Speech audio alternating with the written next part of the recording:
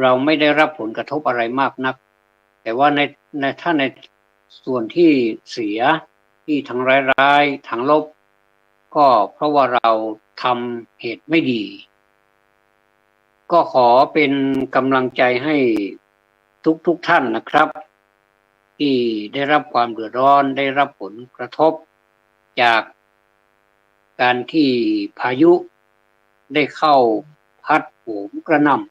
ำโหในต่างประเทศนี่โหยิ่งแล้วใหญ่เลยต่างประเทศนี้ที่เขาทำคลิป แล้วก็เราก็ไปเห็นก็อันนั้นยิ่งร้ายกว่าเราอีกนะให้เห็นเลยมีพายุหมุนมีอะไรพัดจนแบบตึกอะไรถล่มดินสไลด์น้ำท่วมอันนี้เป็นทั้งต่างประเทศด้วยแล้วก็พายุนี้มันก็มาจากต่างประเทศด้วยก็ฟังชื่อสิครับมันไม่ใช่ชื่อไทยซะหน่อยมันเป็นชื่อต่างประเทศแต่แล้วก็มาแบ่งปันเราด้วยถ้าแบ่งปันแบบนี้ไม่อยากได้กันนะครับแต่ว่าไหนๆมันก็เป็นไปแล้วเราก็คอยดูแลกันมีโอกาสมีฐานะที่พอที่จะเผื่อแผ่ให้มนุษย์ด้วยกันได้ก็ขอเชิญแล้วเท่าที่เห็นนะครับก็มีหน่วยงานทุกหน่วยงานเท่าที่เห็นทั้งเล็กทั้งใหญ่ทั้งกลางทั้งภาครัฐภาคเอกชนก็ช่วยกันดูแลกันอย่างเต็มที่นะให้ความสนใจผมไปเห็นภาพหนึ่งซึ่งน่าประทับใจมากก็คือคาราวานของโคโบต้าที่เดินทางมาจากภาคอีสานมาช่วยเชียงราย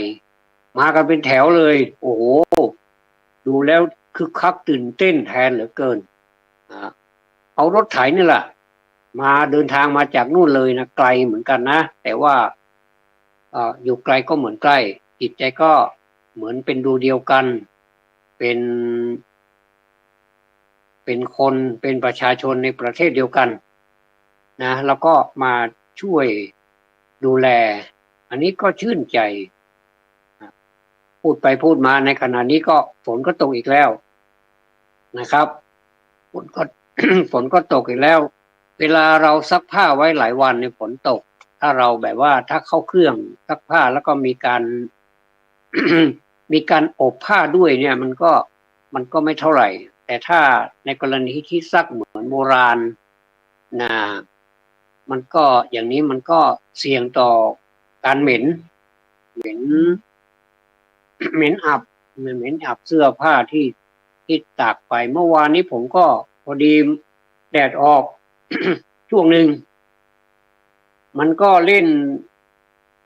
คือเล่นตลกกับเราเหมือนกันนะเดี๋ยวพอแดดออกจ้าแล้วผมก็เอาผ้าไปตากเอาตากสักพักหนึ่งมาอีกแล้วฝนก็เก็บเข้ามาในร่มเดี๋ยวสักพักหนึ่งแดดออกผมก็เอาไปโหเป็นอย่างเงี้ยตั้งหลายหนนะแล้วมันจะมีอยู่ช่วงหนึ่งที่มันแดดนานหน่อยมันก็เลยรอดตัวไปเดี๋ยวนี้ผ้าแห้งหมดแล้วนะครับถ้าผ้านี่นะมันไม่ได้รับแดดนะมันจะมีกลิ่นที่อับเหม็นมากเลยนะแทนที่มันจะหอมแต่ถ้าแดดเนี่ยเวลาผ้าเสื้อผ้าเนี่ยไม่ว่าชนิดไหนๆถ้าถูกแดดตากแดดแล้วมันแดดแบบมันแห้งคาแดดเลยนะเราก็เก็บมาแล้วมันจะหอมนะแล้วก็พับไว้หรือว่าจะรีดไว้อะไรก็แล้วแต่อันนี้ก็ทำความลำบากไปถึงการตากผ้านู่นนะครับไม่ใช่ธรรมดามันก็หลายอย่างจะเดินทางไปไหนรถประจำทางนะวันนั้นเดินทางมาจากไปหาคุณหมอมาคุณหมอนัดพอดีขาไปนี่ยังไม่มีน้ำท่วมแถวกลางทางนี่ไม่มีน้ำท่วมแต่พอขากลับมาดีกับเที่ยงประมาณเกือบบ่ายนะมาโอ้แถวข้างถนนบ้านเรือนประชาชนพี่น้องของเราอ่ะนะก็ได้รับความเดือดร้อนเพราะว่าน้ำมันไหลเข้าท่วมบ้านนะบ้านที่ ต่ำๆบ้านที่มีระดับอยู่ริมถนนเนี่ยแล้วก็ระดับมันต่ำนะครับน้ำก็เข้าท่วมเข้าไปถึงในบ้านเลยเนี่ยน่าสงสารมากเลยว่าถ้าเก็บของไม่ทันของก็เสียหายเข้าของเป็นเครื่องใช้ไม้สอยอะไรต่างๆนี้ถ้าโดนน้ำแช่นานๆก็มีโอกาสเสียเหมือนกันนะครับอันนี้ก็ไม่รู้จะทำอย่างไรเราก็ต้องเข้มแข็งแล้วก็ต้องต่อสู้ต่อไปเนี่ยนะครับพี่น้องประชาชนทั้งหลายครับเราก็มีสิ่งต่างๆบางทีผมไม่ใช่สิ่งของแต่ผมก็ช่วยด้วยแรงนะครับไปแพ็คของช่วยบ้างอะไรบ้างแล้วก็แต่งกลอนเป็นกำลังอกกำลังใจกันบ้างเนี่ยเราถนัดไปทางไหนก็ทำไปตรงนั้นนะอย่าไปทุกข์ใจว่าเราทำไม่เหมือนเขามีความพร้อมแล้วก็ทำเราก็อยากจะทำเหมือนเขาบ้างมันทำไม่ได้ครับการจะทำให้เหมือนคนอื่นนี่มันยากคนเรานี่เกิดมาในวันเดียวกันนิ้วยังไม่เท่ากันเลยครับนิ้วมือ5 นิ้ว2 ข้างรวมเป็น10 นิ้วเนี่ยมันยังไม่เท่ากันเลยขออภัยนะครับแม้แต่นิ้วเท้า2 ข้างมันก็ยังไม่เท่ากันแต่ว่ามันก็ทำงานด้วยกันได้นะครับนิ้วเนี่ยมันทำงานด้วยกันได้นิ้วโป้งนิ้วหัวแม่มือเนี่ยนิ้วโป้งเนี่ยนะเอาไว้ใช้ประโยชน์หลายอย่างด้วยกันไม่ว่าจะเวลาที่เราจะทำงานนะผมก็เคยเหมือนกันเวลาเราจะทำงานเขาก็มาคล้ายๆว่าทำประวัติไว้เนี่ยนะครับทำประวัติไว้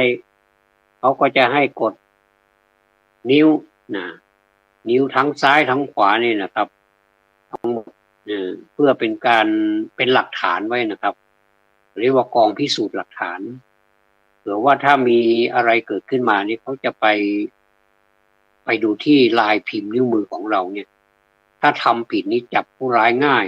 เพราะว่านิ้วมันไปตรงกันพอดี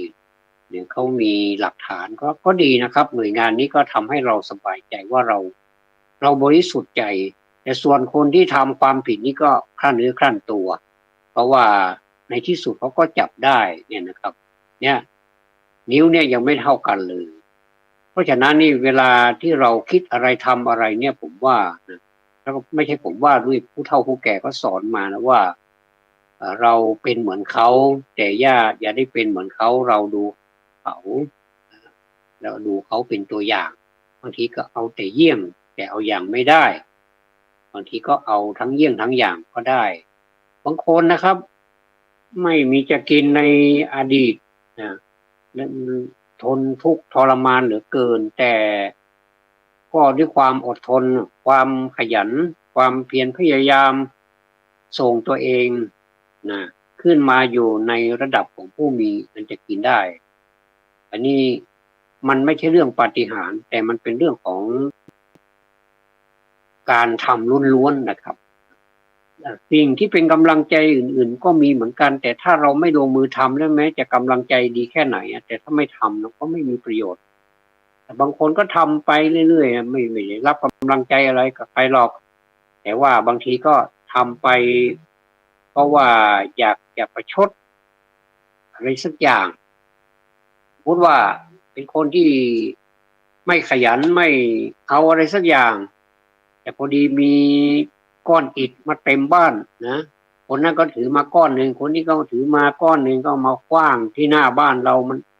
แล้วก็มาในบ้านของเราด้วยนะแล้วเราก็รับแต่ก้อนอิฐไม่ได้เคยรับดอกไม้เลยอันนี้ความเปรียบเทียบการเปรียบเทียบว่าก้อนอิฐก็คือการสาปแช่ง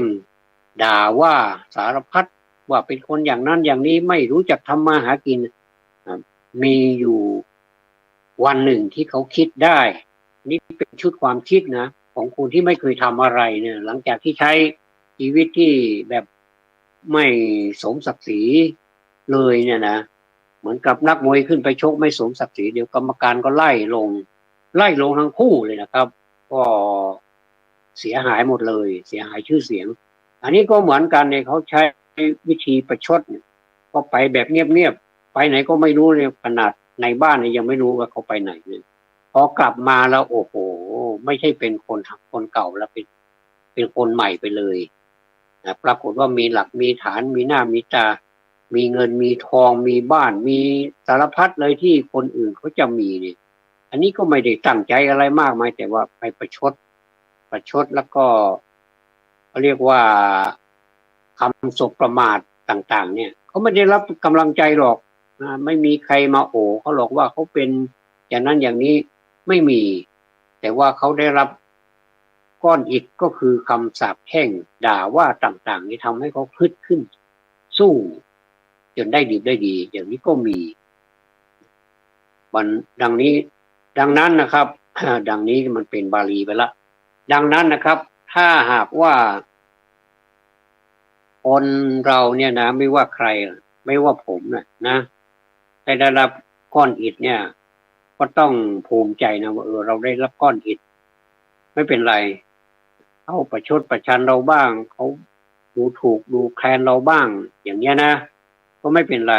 บางทีเราก็แสดงความบริสุทธิ์ใจความปรารถนาที่ตั้งใจดีนะตั้งใจดีเรามีความบริสุทธิ์ใจเนี่ยไปพูดอะไรกับใครนี่ใครเขาก็ไม่ค่อยเชื่ออย่างเนี้ยนะก็ไม่เป็นไรก็จงทำใจเสียก็หาวิธีอ่าก็หาวิธีอื่นหาวิธีอื่นที่เราจะหาวิธีอื่นที่เราจะเป็นไปได้ที่เรามีช่องทางเขาเรียกว่าคนเราเนี่ยมันไม่ใช่ไปเจอซอยตันหรือว่าซอยที่ไปไม่ได้เนี่ยมันจะเป็นตรอกเป็นซอยนี่บางทีเราเดินไปกลายเป็นตรอกตันหรือว่าซอยตันเราจะทำยังไงเราจะมุทะลุจะเจาะซอยนั้นไปหรือมันก็ไม่ได้มันต้องกลับมาตั้งสติที่ปากซอยแล้วเราจะเลี้ยวซ้ายหรือเลี้ยวขวากันแน่เนี่ยแล้วก็คิดดูให้ดีมันมีชุดความคิดอยู่ว่าเราจะคิดว่าจะไปไหนดีจะไปไหนดีไม่รู้จะไปไหนดีเหมือนกับคุณอะไรนะรุ่นเก่านักร้องรุ่นเก่าแสงสุรีรุ่งโรจน์นะครับคุณแสงสุรีรุ่งโรจน์กระผ้ายัดใส่กระเป๋าน่ะไม่รู้จะไปไหนดีนะครับก็เดี๋ยวมันก็รู้เองนะครับว่ามันจะไปไหนดีทั้งนี้ทั้งนั้นเราต้องทบทวนดูนะครับว่าเราจะไปไหนดีชีวิตผมก็เหมือนกันชีวิตผมนี่ก็ระหกระเหินเดินตุปัดตุเป๋เลี้ยวซ้ายเลี้ยวขวาก็ไม่เป็นเดินตรงก็ไม่เป็นยืนตรงก็ไม่ได้จิตใจก็แกว่งไม่ดีเลย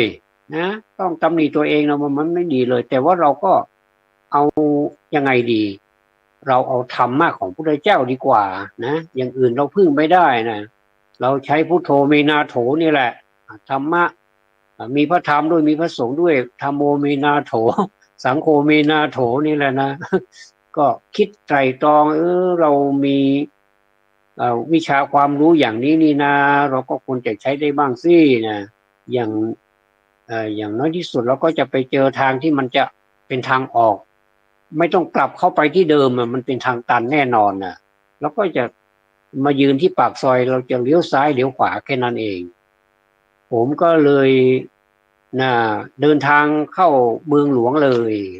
ก่อนที่จะเข้าเมืองหลวงนี่ก็ชีวิตตุปันตุเปอยู่แถวนี้แหละนะทำงานตัวเราเล็กนะทำงานอะไรก็ไม่ค่อยไหวไม่เหมือนกับคนอื่นเขาร่างกายกำยำนะแข็งแรงกล้ามเป็นมัดเนี่ยผมนี่ผมก็ลองไปทำอะไรได้นะก็เลยใช้วิชาสติปัญญานี่แหละนะที่เราเคยเขียนที่เราเคยท่องบนมาที่เราเคยร่ำเรียนมาเนี่ยมันช่วยได้จริงๆนะท่าน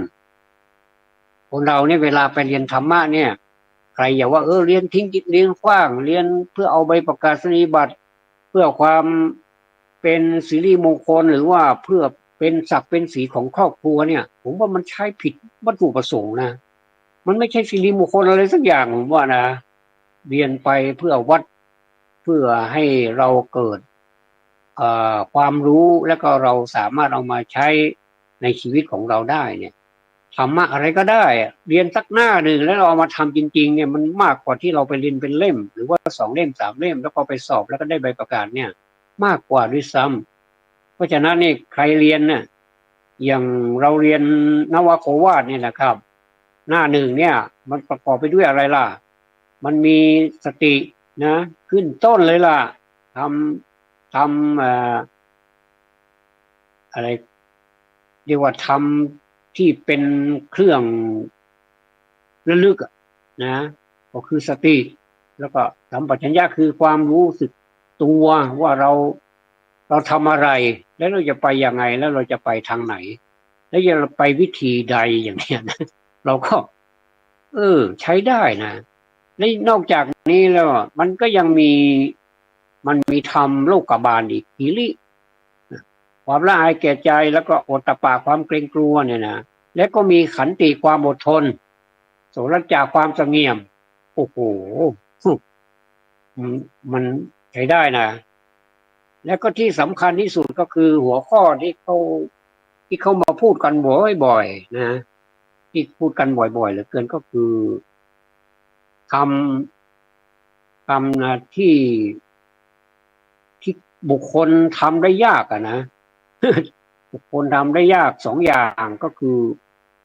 กตัญญูนะความรู้คุณใครก็ได้ที่มีบุญคุณต่อเราก็จำเอาไว้นิดหน่อยก็ตามไม่เป็นไรนะก็เราก็ถ้ามีโอกาสก็รีบไปเรียกว่าไปตอบแทนก็ไม่ใช่มันถ้าจะเอามาแบบมาเทียบกันแล้วนี่มันก็คงสู้เขาทำกับเราไม่ได้เหมือนกับบิดามารดาเนี่ยนะ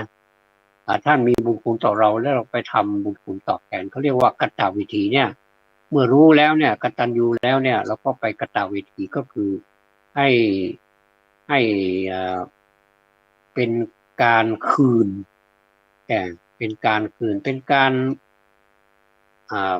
เรียกว่าตอบแทนมันก็ไม่เชิงนักมันถ้าเทียบกันแล้วอย่างที่ว่านะครับมันเทียบกันไม่ได้แต่ว่ามันก็ยังดีกว่าไม่ได้ทำอะไรนะเกิดมาครั้งหนึ่งก็ถือว่าดีแล้วล่ะนะดีแล้วเดี๋ยวผมก็เลยเมื่อมีหน้าที่หนึ่งเนี่ยมันบ่งบอกแบบนี้เราก็ปฏิบัติแค่หน้าที่หนึ่งก็เหลือเฟือแล้วนะมันก็เหลือเฟือแล้วนอกนั้นก็เป็นธรรมะ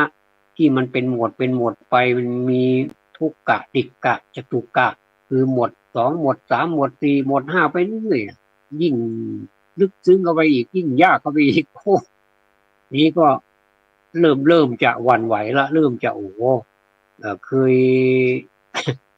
เคยเรียนมาแบบอุตรุดเริ่มจะไม่ค่อยได้เรียนละแต่ว่าจิตใจผมนี่อีกหลายคนนะที่ผมดูนะเอาคนนี้ดีกว่าว่าจิตใจของคนที่เขามีความไม่เรียกว่ามานะนะถ้ามานะในธรรมนี่เรียกว่าความแข็งกระด้างถือตัวเลยเขาเรียกว่ามีความวิริยะอุตสาหะเนี่ยนะพยายามเราก็เอาไปแบบอย่างเขาว่าแบบอย่างเขานี่มันดีนะแล้วก็มาใช้บ้างอย่างนี้ดีกว่านะเราเราเขาเป็นไอดอลเราแล้วก็เอามันใช้ได้ผลจริงๆนะท่านนะแค่หน้าหนึ่งเนี่ยโอเคแล้วนะเนี่ย หน้าหนึ่งที่ก็โอเคแล้วเรามีสติไหมถามว่าเรามีสติไหมยังใช้ได้อยู่นะเรายังจำได้อยู่นะวันที่เราไปเขียนตอบเขาไปทำข้อสอบเนี่ยเ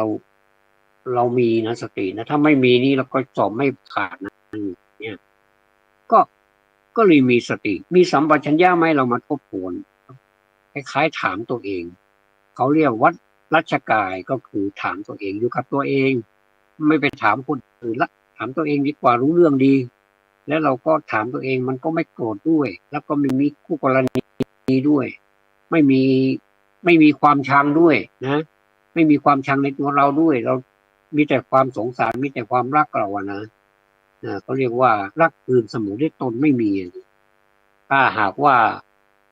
มีคนมาพูดว่าฉันรักเธออย่างนั้นอย่างนี้แบบสุดชีวิตจิตใจหรือว่ารักเกินกว่าชีวิตของฉันเนี่ยนะอันนี้นี่คุณไปไตร่ตรองไว้ก่อนดีกว่านะว่ามันจะเป็นจริงอย่างนั้นไหมผมว่ามันไม่แน่มั้งผมว่านะมันเป็นวาทกรรมหรือเปล่า ตอนที่รักเรานั่นโอ้โหเหลือเกินมีอะไรก็พารณานะจนสุดเหวี่ยงเลยนะแหมจะบ้าตายเลยวันๆนี่ไม่เจอกันนิดหน่อยเนี่ยโทรศัพท์แล้วโทรศัพท์อีกว่าอยู่ไหนกินข้าวหรือยังรักษาเนื้อรักษาตัวรักษาสุขภาพนะระมัดระวังนะอะไรเนี่ยสารพัดเลยพอมีสักพักหนึ่งต่อมาอีกไม่นานเท่าไหร่ไม่นานเกินรอรักที่ว่าสุดซึ้งซาบซึ้งซาบซ่านเหลือเกินก็หายไปแม่สุดสยองเหลือเกินนะอย่างนี้ก็มีแต่หลายคู่นะครับรักกันเสมอต้นเสมอปลายรักกันในวันที่หนึ่งวันแรกของการพบกันอย่างไรก็รักกันเสมอต้นเสมอปลายอย่างนั้นแม้จะมีการทะเลาะเบาะแว้งหรือว่ามีการงอนกันบ้างก็ไม่เป็นไรนี่นะการงอนนี่มันก็น่ารักดีเหมือนกันนะถ้าผู้หญิงไม่งอนมันก็ไม่งามนะถ้าผู้ชายมันมีความโกรธมีโทสะอะไรผู้หญิงก็ไปง้อเนี่ยผู้หญิงมีความโกรธมีโทสะอะไรผู้ชายก็มางอเนี่ยมันก็เป็นรสชาติของชีวิตอย่างนี้เราไม่เข้านะคือมันเป็นธรรมดาช้อนกับจานกับช้อนนี่มันก็ฟัดกันบ้างเป็นธรรมดาลิ้นกับฟันบางทีลิ้นไม่ได้รู้เรื่องรู้ราวนะรับรสอย่างเดียวนะแต่ฟันนี่มันมีหน้าที่ไปกัดอาหารบดเคี้ยวอาหารแต่มันก็ไม่ได้ทำหน้าที่มันอย่างเดียวมันก็มาพาโลหาเรื่องลิ้นอีกก็กัดลิ้นอีกลิ้นก็เจ็บไปตามระเบียบลิ้นจะไปพันตูด้วยก็ไม่ได้นะยิ่งพันตูด้วยเดี๋ยวฟันมันก็กัดเอาเองเนี่ยก็เจ็บซ้ำสองซ้ำสามอีกนะก็เลยก็รักษาตัวเองให้หายไปก็ท่านสังเกตไหมเวลาเรากินข้าวเนี่ยเวลาฟันมันไปกระทบกับลิ้นเราลิ้นเป็นแผลแต่อีกไม่นานเราไม่ได้สนใจไม่ได้ทายาไม่ได้กินยากินเยอะอะไรหรอกเดี๋ยวมันก็หายไปเองเนื่องจากอะไรท่านทายถูกไหมสำหรับผมทายอย่างนี้นะผมบอกว่าผมเพราะว่าเรากินพริกกินเกลือมันก็เข้าไปสมานแตกแสดงว่าอาหารที่เรากินเข้าไปเนี่ยมันก็เป็นยาเหมือนกันนะเป็นยาเป็นสรรพคุณที่ไปรักษาบาดแผลของเราในเนี้ยผมบางทีลิ้นเป็นแผลเนื่องจากฟันไปกัดลิ้นบางทีก็มันร้อนในแล้วก็กินน้ำร้อนบ้างกินพริกกินเกลือกินอะไรก็ไม่รู้นะเข้าไปเนี่ยเดี๋ยวมันก็หายแต่ว่าสังเกตอีกอย่างหนึ่งถ้ากินน้ำตาลกินพวกหวานกินอะไรนี่หายยากเหลือเกินอันนี้ต้องสังเกตดูนะครับเราสังเกตตัวเองนี่แหละง่ายไม่ต้องไปสังเกตคนอื่นนะแต่หมอนี่โอ้เก่งจริงๆนะผมว่าหมอเนี่ยสังเกตคนอื่นได้เก่งมากเลยนะแม้แต่คนไข้ไม่กินยานี่นะรู้เลยแสดงว่าเอายาไปไว้ที่ไหนมารับยาครั้งหนึ่งนี่เป็นถุงนะแต่เอาไปบ้านเนี่ยไม่ได้กินอะไรหรอกนานๆกินทีเนี่ยพอมาท่านมาตรวจเรามันปรากฏที่คอมพิวเตอร์เนี่ยมันจะบอกอาการเลยว่าเนี่ยเป็นอาการขาดยาไม่ได้รักษาตามที่แพทย์สั่งหมอก็จะสั่งเลยบอกว่าคุณอย่าไปหยุดยานะอะไรประมาณนี้เขารู้นะเนี่ยแสดงว่าสังเกตคนอื่นแต่เราเนี่ยมาสังเกตตัวเองเนี่ยมันง่ายดีว่าเราสังเกตเราปวดท้องไหมวันเนี้ยเมื่อวานเราไปกินอะไรบ้างเนี่ยโอ้โหเรากินสารพัดเลยนะกินต้มตำบ้างกินอะไรโอ้อุตลุดนะเป็นมนุษย์ดิโหชอบกินกันจังเลยนะเวลาจะกินนี่โหเหมือนกับมีความสุขเหลือเกินนะมันก็มีความสุขแค่ปลายลิ้นเนี่ยเดี๋ยวมันลงไปในท้องก็เหมือนกันหมดแหละแต่ก็ไม่เป็นไรถ้ามีกินก็กินถ้าไม่มีกินก็ไม่เป็นไรกินข้าวนะมันก็แค่กินแค่นั้นเองกินเนี่ยเราหมายถึงให้กระเพาะอาหารของเราเนี่ยทำหน้าที่ของความเป็นกระเพาะอาหารแล้วก็อาหารที่กินเข้าไปนี่ก็ไม่ถึงกับดี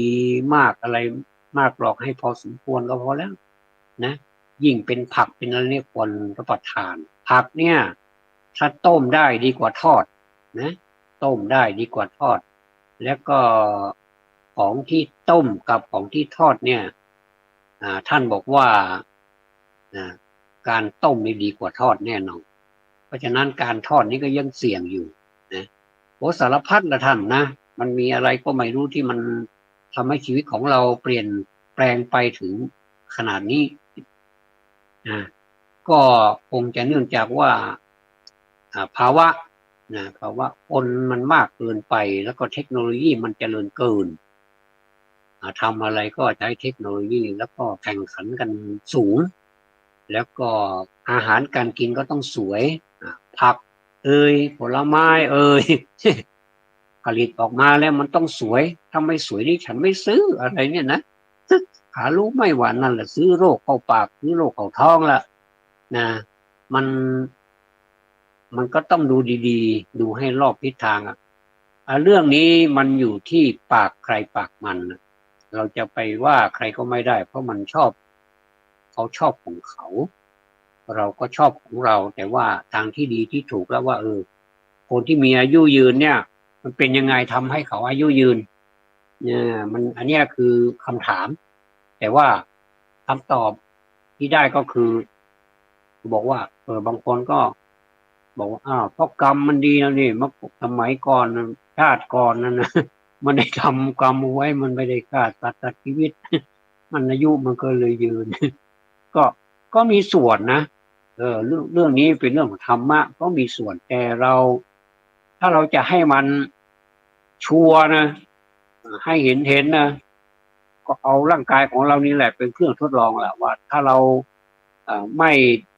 ม่เสพของที่มันเสียไม่เสพของที่มันมึนเมาไม่เสพของที่มันเป็นพิษเข้าไปในร่างกายของเรา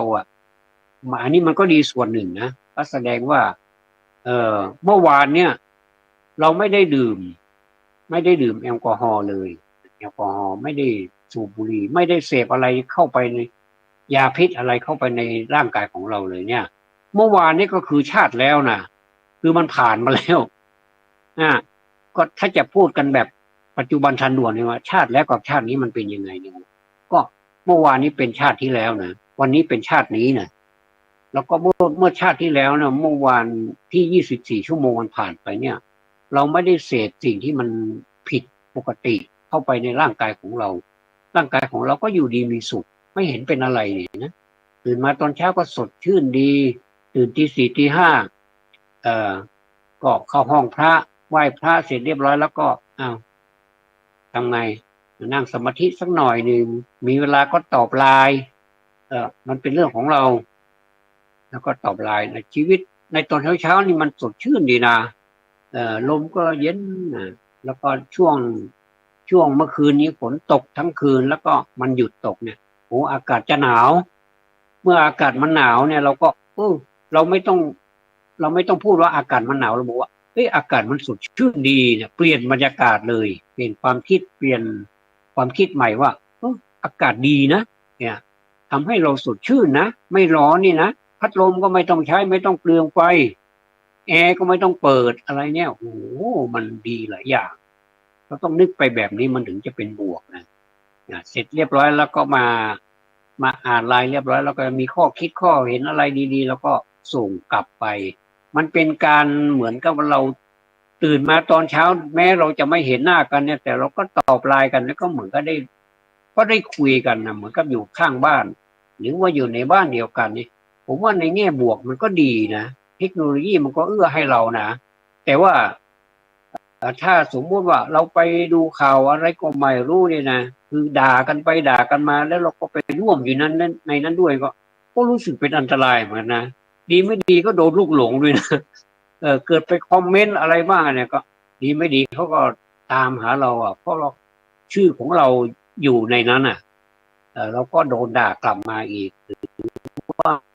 ผมว่าถ้าดูก็ดูเฉยๆผ่านไปดีกว่าแต่อันไหนที่มันดีๆนะเราก็ส่งเสริมสนับสนุนนะเราก็ดูไปแล้วสนับสนุนสาธุบ้างยินดีด้วยบ้างอะไรบ้างเนี่ยนะมันก็เป็นการดีนะผมว่ามันก็เป็นสองแง่สองง่ามนั่นแหละไม่ว่าอะไรมันก็เป็นทั้งบวกทั้งลบนะครับท่านเพราะฉะนั้นเนี่ยการที่เราจะอยู่ในโลกนี้ได้อย่างสง่างามเนี่ยเราจะไปหวังเลยว่าเราจะมีอย่างเนี้ยอยู่กับเราตลอดไปล่ะมันไ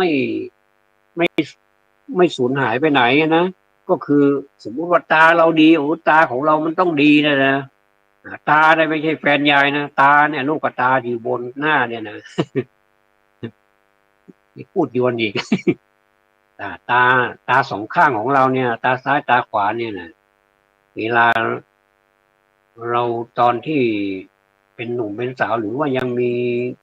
กำลังวังชาดีหนูตานี่ก็อำนวยความสะดวกขับรถจากเหนือจรดใต้นี่ก็ไปได้สบายเลยขนาดมือเดียวนะไม่ได้มือสองมือสามอะไรนะไปแต่ว่าก็พักไปเรื่อยๆเห็นปั๊มน้ำมันก็แวะก็ยืดเส้นยืดสายจะดื่มจะกินอะไรก็ว่ากันไปพอมัน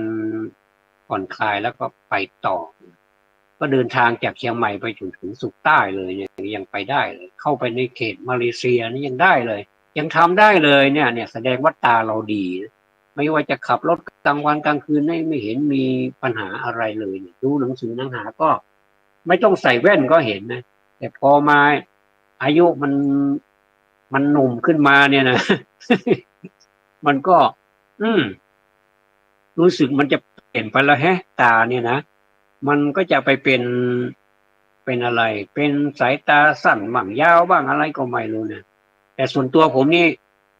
เวลาขับรถเนี่ยผมไม่ต้องใส่แว่นนะแต่เวลาดูหนังสือนี่ในที่มืดในที่แสงสว่างไม่พอนี่ผมใส่แต่เวลาถ้าแสงสว่างมันแบบพอเนี่ยผมไม่ต้องใส่แว่นก็ได้นะอันนี้ก็มันแล้วแต่บุคคลตาใครตามันก็แล้วกันนะอย่ามาเกี่ยวกับตาฉันก็แล้วกันตาเธอก็ตาเธอตาฉันก็ตาฉันนะอย่างเงี้ยนะครับหูล่ะโอ้โหหูนี่เวลาเมื่อก่อนนี่ใครนินทาเราใครสรรเสริญเราสามารถแยกได้นะเดี๋ยวนี้อะไรมั่วไปหมดเลยไอ้คนที่สรรเสริญหาว่าเขามาติฉินนินทามาเขาเรียกว่ามานินทาอะไรต่างๆทั้งต่อหน้ารับหลังบางทีก็เห็นแต่ปากมันพูดอะไรกับเราไม่ได้ยินเลยแต่ที่จริงอะเขาพูดสรรเสริญเรานะแต่เราก็ไปตีความนะบอกดูปากมันนั่นสิว่าตานี่ก็มาดีอยู่หน่อยแต่ว่าไปดูปากหาว่าเขาดูถูกดูหมิ่นดูแคลนเราอะไรก็ผ่านเป็นเรื่องอีกอันนี้ก็เลยว่าหูทำพิษอีกนะและอย่างอื่นอีกเยอะแยะไปหมดเลยนะลิ้นก็ไม่ค่อยทำงานนะกินอะไรก็ไม่ค่อยอร่อยนะกินอะไรนิดหน่อยก็อิ่มแล้วเนี่ยนะอย่างนี้มันก็ยังไงก็เป็นสาเหตุที่เราสุขภาพไม่ดีและในที่สุดเราก็จากโลกนี้ไปด้วยสุขภาพที่ไม่ดีเท่านั้นเองก็ศาสนานี้สอนที่ว่าสรุปได้ก็คือโดยเฉพาะพุทธศาสนาก็สอนเหตุกับผลเหตุเนี่ยเกิดอย่างนี้ผลเกิดอย่างนี้ทุกข์เกิดอย่างนี้ทุกข์เกิดเพราะว่ามีเหตุแห่งทุกข์ให้มันเกิดให้มันเกิดขึ้นถ้าไม่มีเหตุแห่งทุกข์มันก็ไม่มีทุกข์มันจะมีอะไรมากแต่อยู่ๆก็เกิดทุกข์เลยนี่มันเป็นไปไม่ได้แต่ว่าธรรมชาติของทุกข์เนี่ยแม้จะอยู่เฉยๆมันก็เป็นทุกข์เหมือนกันนะไม่ใช่ว่าคุณจะอยู่เฉยๆนี่คุณมีสุขร่ำไปนี่ไม่ใช่คุณจะนั่งไปตลอดวันไหมล่ะถ้าคุณนั่งตลอดวันได้นี่แสดงว่าคุณแน่ละแต่ว่ามันเมื่อยไหมล่ะเมื่อยนะเมื่อยนั่นแหละสาเหตุของการเมื่อยนั่นแหละก็เพราะนั่งนานอันนี้เป็นเหตุนั่งนานเกินไปมันก็เลยเกิดความทุกข์เนี่ยคุณก็ต้องลุกขึ้นยืนอยู่อย่างเดียวดีไหมก็ไม่ดีนะก็ต้องเดินสิ ก็ต้องเดินต่อไปอีกเดินไปเดินมาเดินรู้สึกเมื่อยแต่เราไม่หยุดเนี่ยมันก็รู้เป็นทุกข์นะอันนี้เรียกว่าเขาเรียกว่าเป็นทุกข์ด้วยเหตุที่มันมาแบบว่าบางทีเราก็ไม่รู้สึกตัวว่าเราทำไมเป็นทุกข์ข้าวเราก็มีกินนี่นะตังเราก็มีจ่ายนี่นะบ้านเราก็มีอยู่รถก็มีขับทำไมเป็นทุกข์อยู่นะอย่างเนี้ยแล้วก็ถามหามันอยู่ไหนนะอยู่ไหนนะความจริงก็อยู่ที่ตัวเรานี่แหละนะเพราะฉะนั้นนี่เมื่อมันมีตัวทุกข์เนี่ยนะสิ่งเหตุเนี่ยมันหมายถึงสิ่งที่เป็นรากเหง้าช่วยอุปการะให้เกิดผลโดยตรงแล้วปัจจัยล่ะปัจจัยนี่มันหมายถึงสิ่งที่เอื้ออุดหนุนให้หยุดให้เหตุเนี่ยไม่ใช่ให้หยุดให้เหตุเกิดขึ้นหรือเป็นพลังงาน ซึ่งเป็นตัวแปรที่ทำให้เกิดผลเกิดขึ้นเนี่ยอันนี้ก็เรียกว่าปัจจัยนี่เรียกว่าธรรมชื่อว่าเหตุเพราะว่าเป็นมูลธรรมที่ชื่อว่าปัจจัยเพราะว่าเป็นสภาพอุดหนุนก็เหมือนกับภาษาบาลีว่ามูลเถนะเหตุอุปการะกัตเถนะปัจจโยเนี่ยนะเราก็รู้ภาษาบาลีด้วยก็ดีเหมือนกันจะยกตัวอย่างเหตุและผลเนี่ยเหตุและปัจจัยนี่ยกตัวอย่างอย่างไรดีเดี๋ยวยกตัวอย่างเช่นเมล็ดพันธุ์ข้าวเนี่ยนะการที่เราจะเอาเมล็ดพันธุ์ข้าวไปปลูกนั่นน่ะมันต้องมีองค์ประกอบหลายอย่างด้วยกันนะเช่นเมล็ดข้าวเปลือกนี่น้ำพื้นดินโคนหวานรวมองค์ประกอบทั้งหมดนี้เมล็ดข้าวจึงงอกขึ้นมาได้ถ้าถามกลับไปว่าเมล็ดไหนๆก็เป็นเมล็ดอันนี้ก็เป็นเมล็ดเหมือนกันถ้าสมมุติเป็นเมล็ดข้าวสารเนี่ยมันจะงอกไหมมันคงไม่นะครับเพราะมันขาดองค์ประกอบไปแล้วมันขาดเปลือกไปแล้วมันจะเอาอะไรปัจจัยอะไรที่จะไปงอกอีกล่ะมันก็เอาไปหุงเอาไปนึ่งอย่างเดียวเท่านั้นเองน้ำเนี่ยถ้าน้ำเนี่ยน้ำร้อนได้ไหมมันก็ไม่ได้นะน้ำร้อนก็ไม่ได้ต้องเป็นน้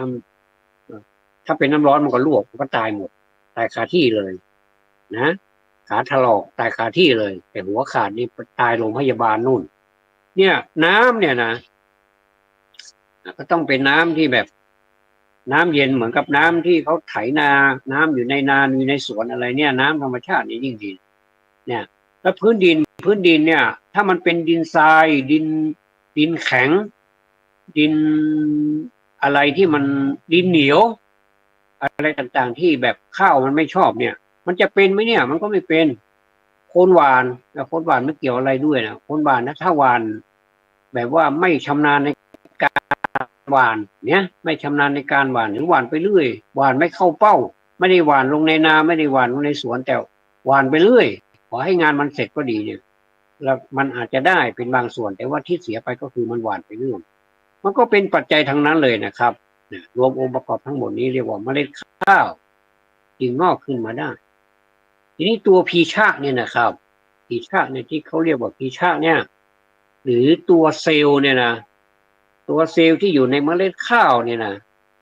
มันเป็นเหตุโดยตรงเลยล่ะนะน้ำพื้นดินโคนหวานเป็นปัจจัยเพราะอะไรเพราะว่าน้ำพื้นดินโคนหวานเป็นปัจจัยเนี่ยเพราะเอื้ออุดหนุนให้ตัวพีชะ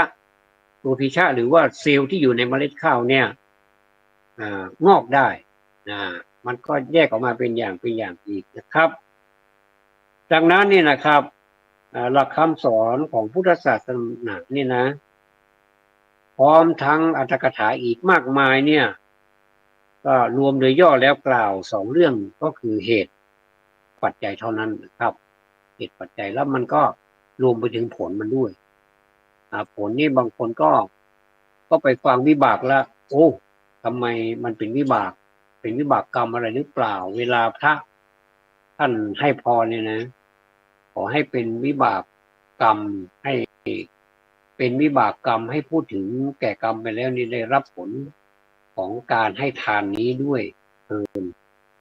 เนี่ยนะฟังแล้วโอ้ทำไมเป็นวิบากนะทำแล้วฟังแล้วไม่ค่อยสบายใจวิบากนี่แปลว่าผลนะครับแต่ว่าท่านพูดเป็นภาษาบาลีวิปากะแปลว่าผลนะ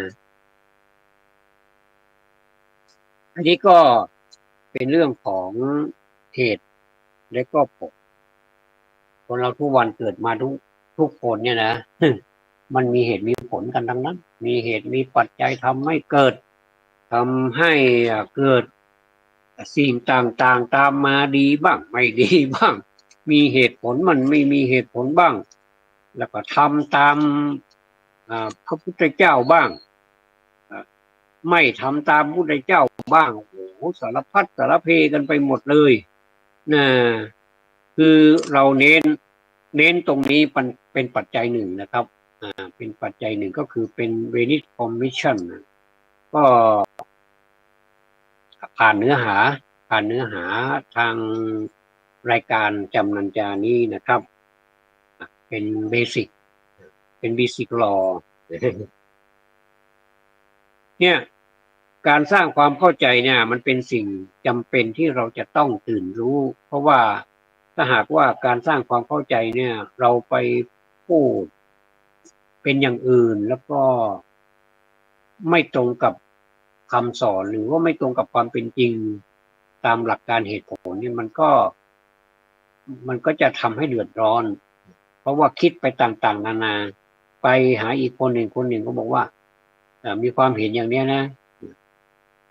แล้วก็ไปอีกคนหนึ่งก็มีความเห็นอย่างนี้อันนี้มันไม่ใช่ความเห็นอันนี้มันเป็นตัวจริงนะเพราะ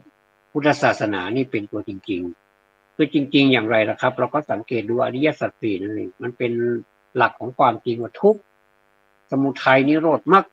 เนี่ยนะเป็นภาษาบาลีเนี่ยนะก็สี่อย่างนี้มันเป็นหลักของความจริงหรือไม่ก็เกิดแก่เจ็บตายนี่เป็นจริงไหมจริงนะไม่ว่าจะเป็นชนชาติไหนไม่ว่าจะถือศาสนาอะไรไม่ว่าจะอยู่ชั้นไหนเทวดาก็ดีอินพรหม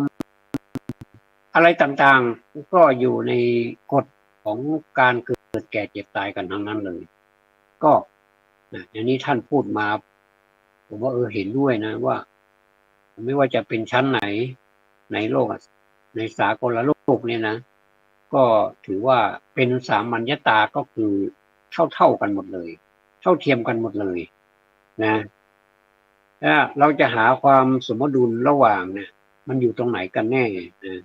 ก็แบบพอดีนะพอดีเอ่อท่านผู้ฟังครับเวลาที่ผมดูรายการของทางโทรทัศน์เนี่ยตอนนี้เรามีโทรทัศน์ไฟโทรทัศน์มันเคลื่อนที่ได้ด้วยจะดูที่ไหนไม่ต้องตั้งเสาไม่ต้องอะไรทั้งนั้นเนี่ยเพียงแต่จ่ายค่าบริการครบไม่ติดค่าบริการแบตเตอรี่เต็มสถานที่พร้อมเน็ตรับได้ไม่มีปัญหาบางทีก็อยู่ในเขาในดอยในห้วยในป่ารับไม่ได้ก็มีปัญหาเราดูอะไรก็ไม่ได้นะก็อินเทอร์เน็ตไม่มีอย่างเนี้ยก็อันนี้ถ้าเราดูด้วยวิจารณญาณของเราแล้วก็เราก็จะได้ความรู้มากๆมันก็จะกลายเป็นจอหน้าเล็กๆเนี่ยทำให้เกิดความรู้มากมายให้แก่สมองเรานะแต่ว่ารายการนั้นจะต้องเป็นรายการที่มีประโยชน์ด้วยเป็นรายการที่ดูแล้วทำให้เราเกิดอาชีพเกิดความวิริยะฮึดสู้ขึ้นมาเนี่ยนะถ้าเราไม่ฮึดสู้เนี่ยนะเหมือนกับคนที่เราดูเนี่ยนะโอ้แสดงว่าเรานี่ไม่ค่อยดีแล้วล่ะดูแล้วก็ดูผ่านๆไปเนี่ยนะแม้แต่ดูละครดูหนังดูอะไรก็ตามดูหนังสั้นให้คติเตือนใจอะไรเราเนี่ยมันก็ให้ประโยชน์ทางนั้นนะพูดถึงว่าในแง่บวกแต่มันจะมีบวกน้อยบวกมากแค่นั้นเองบางทีเราดู TikTok เนี่ยแค่ดูนิดเดียวหรือนะมันก็ย้อนไปย้อนมาย้อนไปย้อนมาถ้าเราไม่เปลี่ยนมันก็ย้อนไปย้อนมาไม่รู้กี่หนต่อกี่หนมันทำให้เราจำได้เหมือนกันนะว่าTikTokมันก็ดีนะแล้วก็ดูธรรมะบ้างดูอะไรที่เขาแบบผ่านมาในชีวิตของเขาแบบโชคโชนแล้วก็มีความระทมทุกข์อยู่ในกองทุกข์มานานมากนานพอสมควรแล้วก็สามารถเก็บเกี่ยวประสบการณ์นะเอามาฮึดสู้พลิกผันชีวิตตัวเองให้มาดีได้อยู่ในระดับที่ว่าดีมากด้วยเนี่ยก็เราก็ดูไว้แล้วก็ใช่ว่านะใส่บาแบกหามนะแต่เราจะเอามาใส่ในสมองเรานี่แหละมันก็เป็นธรรมดานะครับว่าสมองเรามันต้องคิดมันก็ต้องมีเหนื่อยบ้างสมองล้าก็ไม่เป็นไรเดี๋ยวล้าเราก็มีวิธีแ ก้สมองล้าด้วยการฟังเพลงบ้างผ่อนคลายเพลงก็มีหลายระดับนะครับท่านมีเพลงที่ดุเดือดเลือดพล่านเพลงที่ด่ากันโอ้โหสารพัดเลยโอ้ใช้กันไปตายก็มีนะ ก็ให้เห็นตายสักทีก็เป็นเรื่องของเพลงเราก็คิดอย่างเนี้ยมันเป็นเรื่องของเพลงแต่ว่าเราก็เลือกฟังได้นี่นะเพลงที่มันทำให้มีคุณค่าทางอารมณ์เนี่ยอย่างผมนี่เลือกฟังตามสถานการณ์เวลาไหนที่หดหู่ใจนี่เราก็จะฟังเพลงที่มันทำให้เราสร้างกำลังใจนะสร้างกำลังใจให้เราเนี่ยฮึดสู้ว่าเราจะทำยังไงก็มีหลายๆเพลงที่ทำให้เราฟังแล้วทำให้เราเกิดการเปลี่ยนบุคลิกของความอ่อนแอหรือว่าหดหู่เนี่ยใจเสียเนี่ยนะมาเป็นใจดีนะจะว่าใจดีสู้เสือมันก็ใช่นะแต่ว่าเราไม่ได้ไปสู้กับเสืออะไรที่ไหนนะเพียงแต่ว่าเราใจดีสู้สถานการณ์สถานการณ์ที่มันคิดว่ามันร้ายๆเนี่ยนะเราก็กลับให้มันมาเป็นเพื่อนเราซะความร้ายกาจเนี่ยที่มันเป็นกัลยาณมิตรเราซะโดยดูว่าความลำบากเนี่ยมันท้าทายเรานะทำให้เราเนี่ยเกิดอะไรเกิดความฮึกเหิมอยากจะสู้กับมันสักตั้งเอานะไม่เป็นไรนะมันเป็นยังไงอยากจะรู้สักหน่อยว่ามันเป็นยังไงเราก็สามารถที่จะลงไปละเลงกับมันได้ไม่กลัวล่ะนะไม่กลัวไม่มีคำว่ากลัวก็ในเมื่อเราไม่กลัวเนี่ยเราก็อย่าประมาทนะเราก็ใช้สติสัมปชัญญะว่าตรงนั้นควรจะหนักตรงนี้ควรจะเบาอย่างไรเนี่ยอันนี้ก็เป็นเรื่องของเพลงทั้งนั้นเลยเวลานักร้องนี่ก็ดีเหลือเกินนะอย่างผมฟังเพลงของคุณบ่าววีนะหัวใจนักสู้เนี่ยโอ้โหมันจริงๆนะหัวใจนักสู้เนี่ยเมื่อก่อนเป็นพระนี่ร้องเพลงไม่ได้นะก็เลยพอเป็นคฤหัสถ์แล้วเราก็ร้องเพลงประกอบได้ด้วยได้เหมือนกันเลยนะเนี่ยขึ้นต้นกับว่าหากว่าเรายังมีชีวิตในตอนนี้หากว่าเรามีลมหายใจอย่าสิ้นหวังหากว่าเรายังมีพลังอย่าหยุดยั้งก้าวเดินต่อไปแค่ประโยคแรกนี่เราก็คืดแล้วนะโอ้โหคุณบ่าววีบอกว่าถ้าเรามีชีวิตในตอนนี้เนี่ยมันเรานี่ยังมีลมหายใจอยู่เนี่ยอย่าไปสิ้นหวังสินะถ้าเรามีพลังก็อย่าหยุดยั้งสู้ต่อไปก้าวเดินต่อไปอย่างเนี้ยอันนี้ก็เรียกว่าอันนี้ตอนที่เราสิ้นหวังที่เราขาดกำลังใจอย่างเนี้ยนะโอ้โหมันสุดยอดจริงๆนะแล้วเหมือนกับเพลงอะไรอีกสักเพลงหนึ่งเพลงตลอดเวลา ตลอดเวลานี่ใครร้องนะคัมภีร์พักสายตาเถิดนะคนดีหลับลงตรงนี้ที่มีแต่เราสองคนผ่านเรื่องราวผ่านงานผ่านคนสับสนหลายความบางเวลาต้องการสักคนไว้คอยปลอบใจเข้าใจพูดคุยฟังแล้วมันเราอยากจะพักสายตาอยู่ใกล้ๆกับคนรักเราเนี่ยคนก็ทำให้เรานี่เกิดความสบายใจอย่างเนี้ยดีนะครับก็อยากจะร้องเพลงก็ร้องไปอยากจะฟังเพลงก็ฟังไปอะไรก็ได้ที่เราอยากจะฟังไม่มีใครเรามาห้ามเราได้แต่ว่าให้เบาๆหน่อยหนึ่งนะอย่าไปรบกวนเพื่อนบ้านเขาบางทีเขาก็อาจจะรำคาญก็ได้นะ บ้านใครบ้านมันก็ว่ากันไปนะแล้วก็เป็นประเภทพระคุณแม่อีกโอ้นี่ถ้าเราคิดถึงแม่เราหรือว่าแม่เรา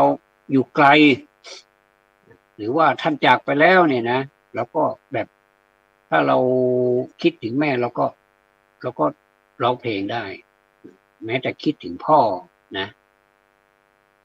แม่แก่เลือนลางเหมือนไม้ใกล้ฝั่งยังอยู่ไว้ถูกน้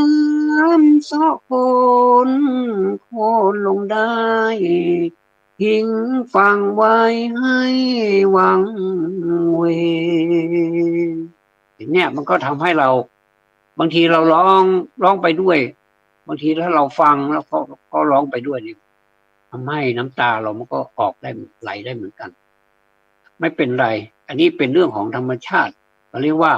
มีทั้งสุขทั้งทุกข์เป็นเวทนาถ้ามีความทุกข์ก็เรียกว่าเป็นทุกขเวทนาครั้นเมื่อมีความสุขก็เรียกว่าสุขเวทนานี่คนเรามนุษย์นี่จะเอาอย่างไรกันแน่เดี๋ยวก็เป็นทุกข์เดี๋ยวแป๊บเดียววินาทีเดียวก็เป็นสุขอีกแล้วพอเป็นสุขแป๊บยังไม่ถึงวิเลยครึ่งวิก็เป็นความทุกข์อีกแล้วมันจะสลับไปสลับมาอย่างนี้สรุปแล้วมันก็สนุกดีเหมือนกันนะผมว่าอย่าไปคิดอะไรมากกับชีวิตมากมายไปเลยนะแล้วก็หากินกันไปวางแผนกันไปมีหนี้ก็ต้องอดออมใช้หนี้เขาถ้าไม่งั้นเดี๋ยวมันจะติดตามเราไปชาติหน้าอีกเดี๋ยวจะมาตามทวงกันยิกอีกมันน่าเบื่อนะครับเพราะฉะนั้นนี่เรามีหนี้เราต้องรู้ตัวว่าเรามีหนี้จะเป็นเวลาจะกินจะอยู่จะยังไงมันก็ต้องประหยัดอดออมต้องมีแผนมีการวางแผนกันเป็นอย่างไปอย่าไปใช้จนมือเติบหรือว่าใช้แบบไม่ระมัดระวังไม่มีสติไม่มีสัมปชัญญะอย่างนี้เขาเรียกว่ามันก็หาเงินใช้หนี้เขาไม่ได้ในเมื่อเราเป็นหนี้เราก็ต้องใช้หนี้นะครับนะเวลาที่